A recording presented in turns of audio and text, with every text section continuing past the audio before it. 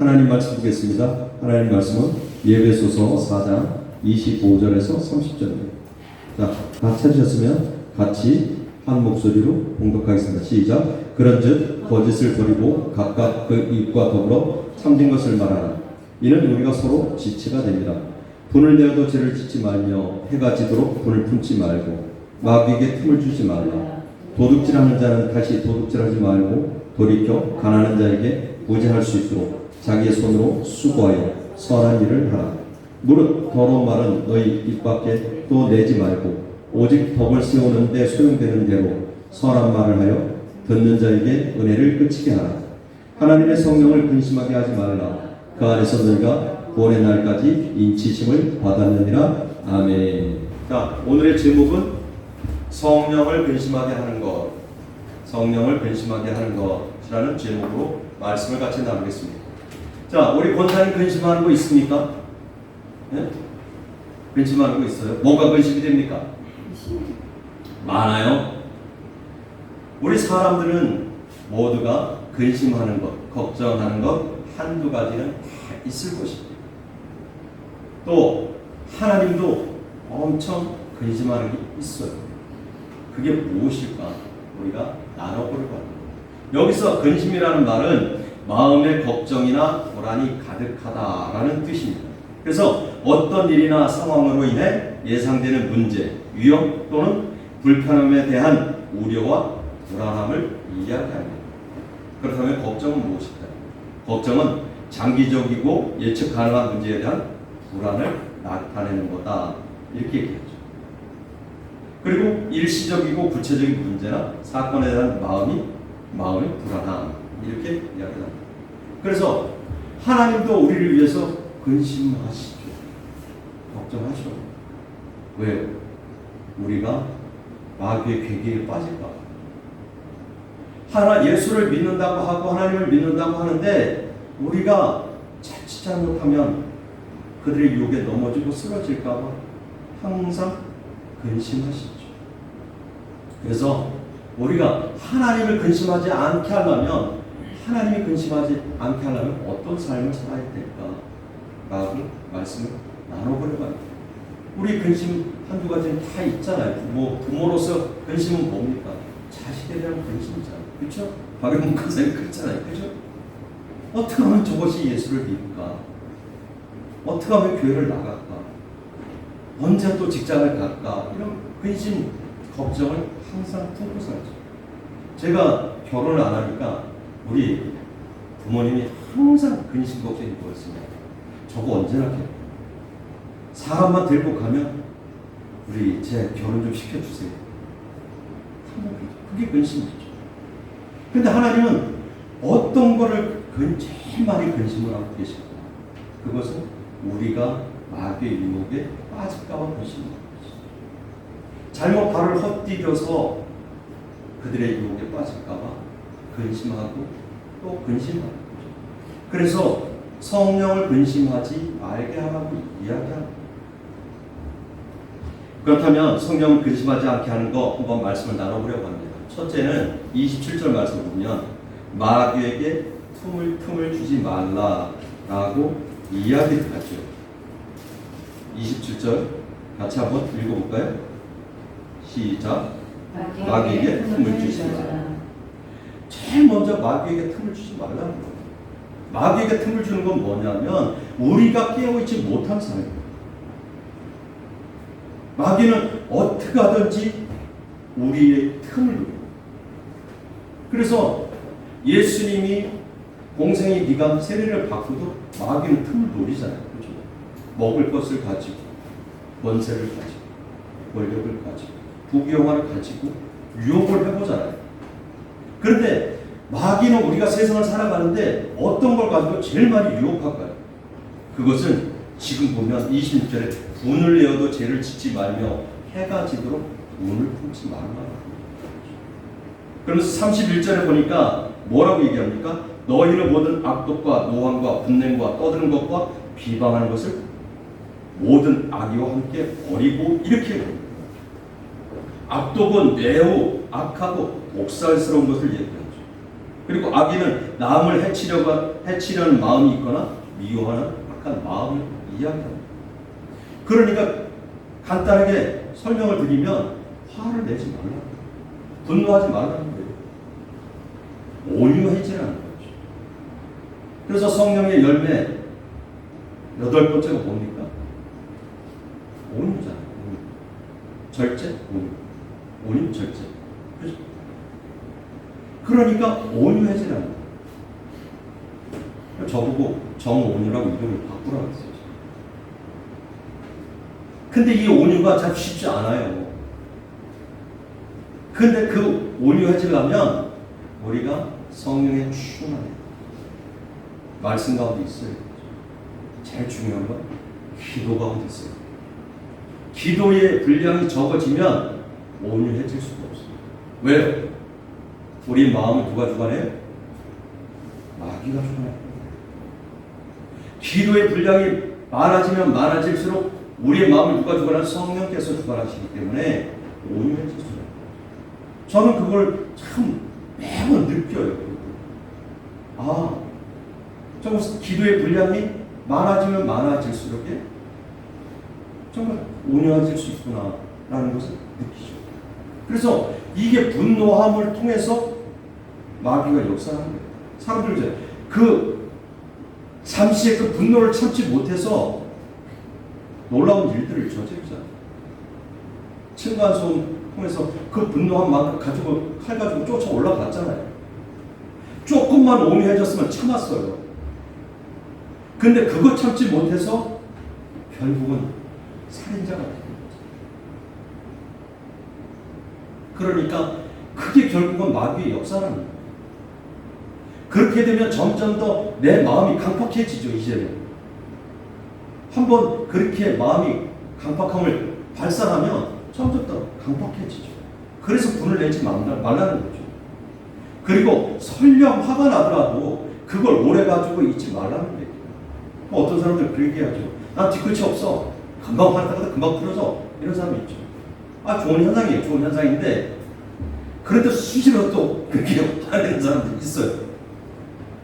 근데 오래 꽁하고 있지 말아요. 특히 내성적인 사람들이 이 속에 담고 있어요. 꽁하고 오래 가지고 있죠. 그래서 이 내성적인 사람들이 계속 그것을 담고 있다 보면 나중에 폭발을 하게 되죠. 그러니까 뭔 일이 있으면, 분노하는 일이 있으면 푸십시오. 푸는데 어떻게 푸냐? 하나님 앞에 그냥 이야기하십시오. 나 이게 그 일이에요. 그리고 하나님 앞에 얘기하면 하나님이 우리의 마음을 만져주시고, 그러다 보면 우리의 마음이 녹아지죠.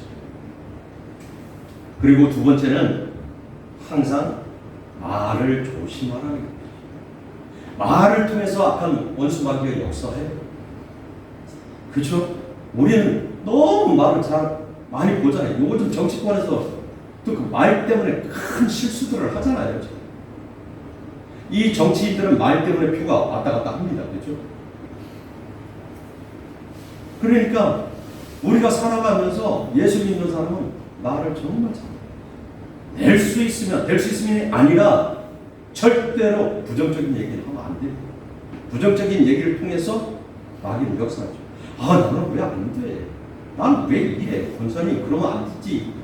이러면 안 되죠. 그러면 마귀는 그걸 통해서 그래, 너 그렇게뿐이 될 수 없어. 너는 거기까지야. 이렇게 유혹하는 거예요. 그러니까 절대로 부정적인 말 하면 안 되고, 또 하나는 뭐냐? 절대로 정죄하고 비판하는 말 하면 안 돼요. 절대 안 돼요. 남을 한번 흉을 보기 시작하면, 험담하기 시작하면 그게 재밌어져요. 그렇죠? 재밌어지죠. 그래서 누가 눈앞에 나타 재밌고 어쩌고. 그런데 그게 내 안에 죄를 쌓는 거예요. 사단의 괴계에 빠지는 거예요. 설령 주위에서 그런 소리를 할지라도 나는 조금 더 변화돼서 권사님 그거 아니야 이런 거지. 저도 되게 부정적인 말들을 많이 했어요. 그러면서 정말 우리 송 권사님 통해서 제가 어쩜 말을 저렇게 항상 긍정적인, 부정적인 말을 한 번도 못 들어봤어요. 제가 1년이 넘어 지금까지. 저보다 이 말을 너무 잘하십니다. 그런 얘기인데 절대 부정적인 얘기 안 해요. 행여로 이런 얘기 하잖아요. 너무 나 죽을 것가 봐. 그러잖아요. 그러면 마시면 엄청 좋아해.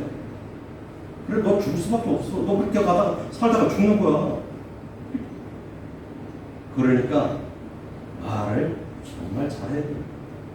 그래서 29절에 뭐라고 얘기해요? 무릇 더러운 말은 너희 입 밖에도 내지 말고 오직 덕을 세우는데 소용되는 대로 선한 말을 하여 듣는 자에게 은혜를 끼치게 하라. 그 듣는 이들이 은혜 끼치게, 기분 좋은 말 들으니까 어때요? 기분 좋아요. 제가 부정적인 얘기 했을 때 다른 분이 긍정적인 얘기하면 저는 미안하면서도요, 한편으로는 기분 좋거든요. 그런데 제가 부정적인 얘기하는데 옆에서 같이 부정적인 얘기하죠? 그러면 내 마음이 뒤로 가서 찝찝해요, 이게. 그러니까 정말 말을 잘해. 잠언 4장 24절에 보니까 뭐라냐? 구부러진 말을 내 입에서 버리며 삐뚤어진 말을 내 입술에서 멀리하라. 라고 얘기해요. 그리고 잠언 6장 2절에 이렇게 얘기해요. 내 입의 말로 내가 얽혔으며 내 입의 말로 인하여 잡히게 되었느니라. 이렇게. 그리고 이 말에 대해서 야고보는 정확하게 우리를 이야기하죠. 뭐라고요? 혀는 불이요 불의 세계라. 혀는 우리 지체 중에서 온몸을 더럽히고 삶의 수레바퀴를 불살하나니 그 살아는 것이 지옥불에서 나느니라 라고 얘기합니다. 이사야 선지자도요 30장 27절에서 이렇게 얘기해요. 혀는 맹렬한 불 같은 오죽하면 혀를 불의 세계라고 얘기하고 있어요. 불의 세계. 잘못 얘기하면 그것이 불꽃이 되어버리거든요. 그러니까 정말 말은 정말 조심. 우리가 다짐해야 될 것, 부정적인 말 하지 마십시오. 남을 정죄하고 비판하는 말 하지 마십시오. 불평하는 말 하지 마십시오. 이것은 꼭 마음속에 새겨두고, 그리고 항상 긍정적인 말, 남을 칭찬하고 높여주고 세워주는 그런 말을 하십시오. 저도 그렇게 해요. 아시겠죠? 세 번째는 불쌍히 여기는 마음을 가지라. 영혼을 긍휼히 여기는 마음을 가지라. 한 영혼 한 영혼을 바라볼 때마다 그 영혼이 불쌍함을 느껴요. 누가 잘못을 하잖아요. 그러면 쟤는 왜 저래? 이런 게 아니라 저 영혼이, 저 사람 너무 불쌍하다. 무엇보다 불쌍한 마음을 가져야 되는 건 뭔지 알아요? 예수 믿지 않는 사람을 볼 때 불쌍한 마음을 가져요. 그래서 그 예수 믿지 않는 사람한테 할 수 있으면 입을 열어 복음을 전해요. 그래야 하나님이 기뻐하는 삶을 살 수 있고 마귀가 우리를 주관하지 못해요. 그래서 정말 우리가 자식을 보면 어떤 생각이 드나요? 자식을 보면 그냥 보고 있어도 좋고, 어떤 때는 안찬 엄마 아닙니까? 아니 왜 웃으십니까? 보고 있어도 좋고 떨어져 있으면 더 보고 싶고, 어떤 눈앞에 어른거릴 때 저 미운 짓 할 때 미운 때도 있어요. 그죠, 원장님? 그런데도 떨어져 있으면 어떤 마음이 들어요? 하는 짓거리가 미워도 보고 싶거든요. 그죠? 그렇듯이 예수 믿지 않는 사람 보면 그런 마음이 들어요. 그리고 그 영혼을 나보다 더 낫게 여기십시오. 그 어떤 사람이 좀 초라한 모습이 됐더라. 아니 못나 보여도 좀 모질이 같아도 그래도 나보다 낫게 존귀한 마음을 여기시면 하나님이 기뻐하고 마귀가 통하죠. 그래서 하나님이 그러죠. 나는 사람은 외모로 판단하지 않는다고 얘기했어요. 우리는 절대 보는 것으로 판단하면 안 된다는 거죠. 야고보도 그러잖아요. 좋은 옷을 입고 귀걸이 탁 이렇게 휘황찬란하게 해가지고 오면 의자를 딱 내주면서 여기 앉아라 할 건데, 추한 옷을 입고 들어오면 뭐라 그래? 너 저기 가서 앉아. 이렇게 얘기한다고 야고보 얘기하죠. 그러면 안 된다는 거죠. 한 영혼 존귀한 마음을 가져야 되죠.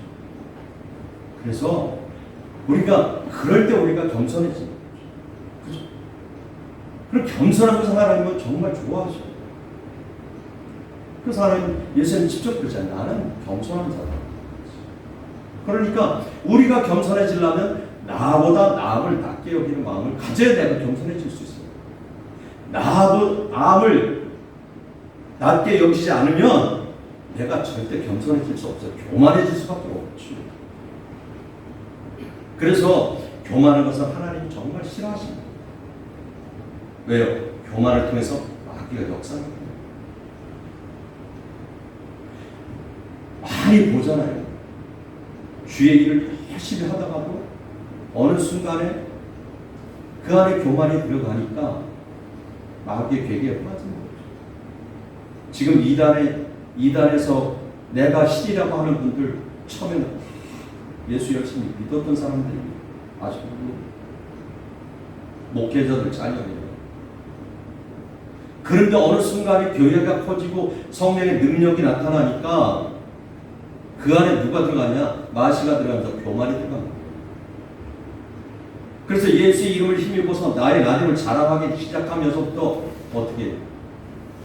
그걸 성령이 주관하는 게 아니라 마귀가 주관하는 거죠. 그래서 하나님은 교만한 마음을 정말 싫어하죠. 신명기 8장 14절에서 이렇게 얘기해요. 내 마음이 교만하여 내 하나님 여호와를 잊어버릴까 염려하는 거죠.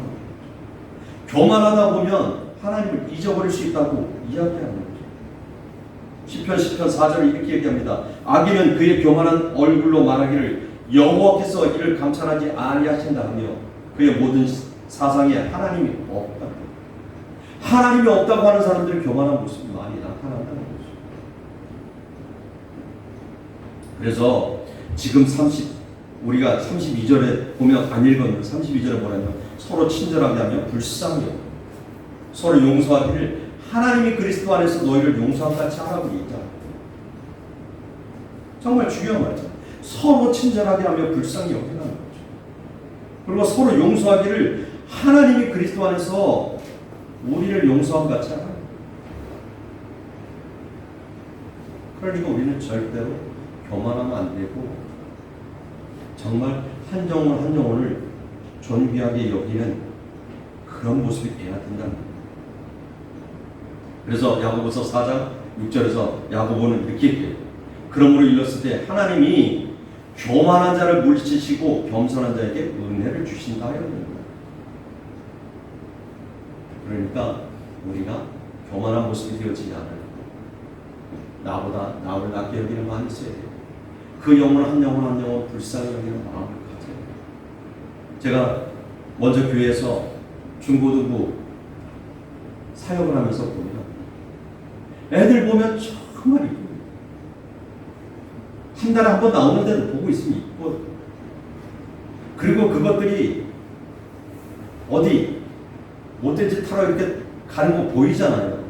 그럼 정말 안타깝죠. 세상 속으로 들어가면 너무 안타깝죠. 예수 믿지 않는 사람들 보면 너무 안타깝죠. 제가 어제 그런 얘기를 했어요. 오늘 권사님한테 똑같은 얘기를 했어요. 제가 그냥 글을 한번 써봐야 되겠다 하면서 노년의 삶이라는 글을 이제 쓰고 있는 거예요. 노년의 신앙. 지렁이가 비가 막 왔어요. 지렁이가 밖으로 나와요. 비가 오면. 그거 아시죠? 밖으로 나왔다가 해가 바짝 나잖아요. 살겠다고 땅으로 들어가야 되잖아요. 근데 해가 바짝 나면 이 지렁이는 몸이 말라버리면 죽습니다. 그죠? 몸이 마르기 전에 들어가야 돼요. 들어가야 되는데 들어가려고 어디서 가는데 거기 뭐가 된다든지 아세요? 뭐가 된다든지 개미가 여러 마리가 모여들어서 그 지렁이 끌고 갑니다. 개미굴에 넣어서 고기 삼으려고 그러죠. 또 한 번은요, 저희 집에 개가 강아지를 낳았어요. 무려 8마리를 낳았어요. 엄청 많이 낳았죠. 네. 그러니까 이 강아지 그렇게 많이 나면요, 비리비리한 것들이 한두 마리가 있어요. 항상 사람도 그렇잖아요. 그죠? 우리 집이 다 큰데 저만 작잖아요. 그렇듯이 그런 게 있어요. 그런데 얘가 비리비리한데 옛날에 약이 있습니까? 뭐가 있습니까? 아무것도 없잖아요. 그죠? 빌빌빌 젖을 못 얻어 먹어서 빌빌빌 하더니 눈에서 이게 뭐 눈꺼풀 같은 막 끼는 거예요. 끼고 또 뿌리면 이것도 막 그러고요. 그때 뭐가 된다고 그랬어요? 뭐가 된다고 그랬어요? 파리가 된다. 파리가 막 덤벼들다가 딱 죽으니까 그 다음에 뭐 쉬파리가 뭐예요? 제가 뭘 말씀드리려고 하는지 아세요? 원장님, 제가 뭘 말씀드리려고 사람도요, 이제 나이가 점점 들어가서 죽어갈 때가 되면요, 덤벼드는 것들이 있어요. 뭐가 덤벼들겠어요? 네? 원장님, 뭐가 덤벼들어요? 아씨가. 그러니까 그거 덤벼들지 않게 하기 위해서는 내가 깨어있어요. 그렇지 않으면 그것들이 덤벼들어서 나를 어디를 끌고 가요? 개미가 자기네 굴로 끌고 들어가시듯이 우리를 끌고 들어가요. 그렇게. 제가 어제 가만히 글을 쓰면서 그런 생각이 들어요. 정말 그렇구나. 그래서 노년의 삶은요, 젊은 사람보다 깨어있어요. 마귀가 틈타지 않게 해야 돼요. 내 안에 계신 성령께서 근심하지 않는 삶을 살아가야 되죠. 성령께서 근심하지 않는 삶을 우리가 말씀 나눴듯이 분노하지 말고 화내지 말고 온유한 모습으로 정말 말도 은혜가 되는 말만 하고 한 영혼 한 영혼마다 불쌍히 여기는 마음이 있거든요. 우리 태호 불쌍하잖아요. 하나님을 모르니 불쌍하잖아요. 세상 속에 거하니 얼마나 불쌍해요. 제가 저 공도 갔다 왔어요. 제가 태워주려고 저 공도 제가 저도 불쌍한 마음이 드니까 이놈은 어떻게든지 내가 꼬셔서 여기 갖다 좀 앉혀야 되는데 그런 마음을 가지고 우리가 살아갈 때 원수마귀가 우리를 주관하지 않게 될 것입니다. 아시겠죠? 아멘.